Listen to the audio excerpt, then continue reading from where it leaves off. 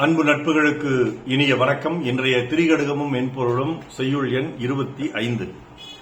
செருக்கினால் வாழும் சிறியவனும் பைத்தகன்ற அல்குல் விலை பகரும் ஆய் துடியும் நல்லவர்க்கு வைத்த வரப்புறம் கொன்றானும் இம்மூவர் கைத்துண்ணார் கற்றறிந்தார். திமிருடன் வாழும் சின்ன புத்தி கொண்டவன் அணிகலன் பூண்ட அகன்ற இடை உடைய தன் உடலுக்கு விலை பேசும் விலை மாதர் நல்லவர் வறுமை தீர்க்க வைத்திருந்த பொருளை எடுத்துக் கொண்டவன் ஆகிய மூவரிடமிருந்து உணவு பெற்று உண்ணமாட்டார்கள் கல்வி அறிவு கொண்டவர்கள். கல்வி அறிவு கொண்டவர்கள் என்றால் யார்? அறிஞர்கள் என்றால் யார்னா அவங்க நிறைய MA, PhD, MPhil, டாக்டர் இத்தியாதி இத்தியாதி இதெல்லாம் படிச்சவங்க கிடையாதுங்க. அவங்க அறிஞர்கள் கிடையாது. அறிஞர்கள் யாருன்னு 3 விஷயங்கள் சொல்றாரு.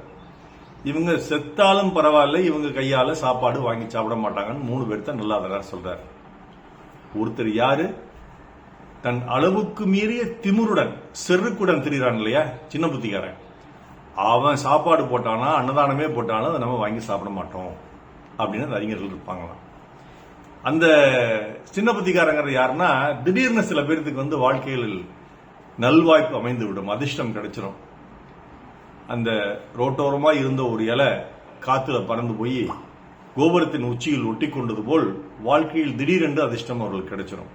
பதவி வரும், பணம் வரும், மற்றவை எல்லாமே வரும். அப்படி வரும் பொழுது தன்னிலையை அவர்கள் உணரமாட்டார்கள். தன்னை விட யாருங்க பெரியாளு, மற்றவெல்லாம் ஜுஜுபி என்ற ஒரு எண்ணம் அவங்களுக்கு இருக்கும். அப்படிப்பட்ட சின்ன புத்திக்காரன் கொடுக்கக்கூடிய உணவை உண்ணக்கூடாது. அப்படி உண்ணாதவன் தான் அறிஞன். இரண்டாவது யாருன்னா, இது ரொம்ப அருமையா அவர் வர்ணனை மாதிரி சொல்லியிருக்காரு. பைத்தகன்ற அல்குல் விலை பகரும் ஆய்தொடின்னு சொல்லியிருக்காரு. அகன்ற இடையை கொண்ட தன் அழகை விலை பேசும், உடலை விலை பேசும் அணிகலன் அணிந்த பெண்ணாகிய விலை மாதர். இவங்க கொடுக்கிற சாப்பாட்டையும் அவங்க எப்படி சம்பாதிச்சிருப்பாங்க நமக்கு தெரியும். அந்த சாப்பாட்டையும் உணவையும் அறிஞர்கள் உண்ணமாட்டார்கள். 2வது விஷயமா சொல்றாரு. 3வது விஷயம் இன்னும் அருமைங்க. ஒருத்தருக்கு கொடுக்கலாம் நம்ம வச்சிருப்போம், வீட்டுல பொருளோ உணவோ ஏதோ ஒன்று வச்சிருப்போம். அவர் வறியவர், சாப்பாடுக்கு இல்லாம இருக்காரு, அவருக்கு ஒரு கல்வி உதவித்தொகை தேவைப்படுதுன்னு சொல்லிட்டு நம்ம வச்சிருப்போம். அதை என்ன பண்ணுவாங்க சில பேர், அதை எடுத்து கொண்டு போய் அல்லது திருடி கொண்டு போய் அதை அவங்க சொந்த உபயோகத்துக்கு பயன்படுத்திக்குவாங்க. இப்படிப்பட்டவர்கள் கையிலும் நாம் உணவண்ணக்கூடாது. அப்படி சொன்னா ஏதோ அரசியல்வாதி சொல்ற மாதிரில இருக்கு, அமைச்சர்களை சொல்ற மாதிரில இருக்கு. நம்ம ஊர் அமைச்சர் இல்லைங்க, வெளிநாடு அமைச்சர்கள் அப்படி சொல்ற மாதிரி தானே இருக்குது. அதனால பிறருக்கு கொடுக்கலாம் என்று வைத்திருக்கும் பொருளையோ உணவையோ ஒருவன் எடுத்துக் கொள்கிறான், பறித்துக் கொள்கிறான் என்றால் கொலகாரன். அவன் கொடுக்கும் உணவையும் அறிஞர்கள் உண்ணமாட்டார்கள் சொல்றாரு. ஒரு முறை கவியரசர் கண்ணதாசன் அவர் நிறைய பணத்தை வாரி வழங்குவார். சம்பாதிச்செல்லாம் தன் குடும்பத்துக்கு கொடுத்ததை விட இந்த சமுதாயத்துக்கு கொடுத்தது ரொம்ப அதிகம். ஒரு முறை ஏதோ ஒரு அறக்கட்டளைக்கு பணம் அனுப்பிச்சிருக்காரு. திருப்பி அந்த ஊருக்கு பேசுறதுக்கு போயிருக்காரு. போனப்போ அந்த ஊர்ல கேட்டிருக்காரு, அந்த அறக்கட்டளை கிட்ட இந்த பணம் சேர்ந்துதான்னு கேட்டிருக்காரு. வரலன்னு சொல்லியிருக்காங்க. இவருக்கு பயங்கர அதிர்ச்சி ஏற்பட்டுச்சு. இவர் அந்த ஊர்ல இருக்கிற எந்த பிரமுகருக்கு பணம் அனுப்பிச்சு அந்த அறக்கட்டளைக்கு சொன்னாரோ அந்த பிரமுகரை போய் அந்த பிரமுகர்கிட்ட கேட்டார், ஏப்பா கொடுத்துட்டியாங்க? இல்லைங்க, எனக்கு கொஞ்சம் ஒரு அவசர செலவா இருந்தது, நான் எடுத்துக்கிட்டேன் அப்படின்னு அதுக்கப்புறம் சொல்லியிருக்காரு.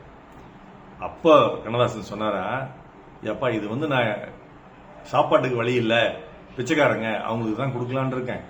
நீயே ஒரு பிச்சைக்காரன் என்கிட்ட சொல்லியிருந்தேன்னா உனக்கே நான் கொடுத்துருப்பேன்ல, ஏன் அறக்கட்டளைக்கு நான் கொடுக்குறேன் அப்படின்னு அவருடைய புத்தியில் ஏறும்படி நல்லபடியாக சொன்னாராம். அந்த மாதிரி ஆட்கள் கொடுக்கக்கூடிய உணவையும் அறிஞர்கள் உண்ணமாட்டார்கள். அவங்க கையால கொடுக்கிற உணவை, அவங்க சம்பாதிச்சு கொடுக்கிற உணவை அறிஞர்கள் உண்ணமாட்டார்கள். நல்லா தானே சொல்றாரு. அப்ப யாரு 3 பேர் கொடுத்தா உண்ணுவார்கள் என்றால், செருக்கில்லாமல் வாழும் பெரியவர்கள் கொடுத்தா உண்ணுவாங்க, கற்புடைய மாந்தர்கள் கொடுத்தா உண்ணுவாங்க, நல்லவருக்கு வைத்த பொருளை களவாடாமல் அதில் இன்னும் பொருள் சேர்த்து யாராவது வச்சா அவங்க கொடுத்தா உண்ணுவாங்க.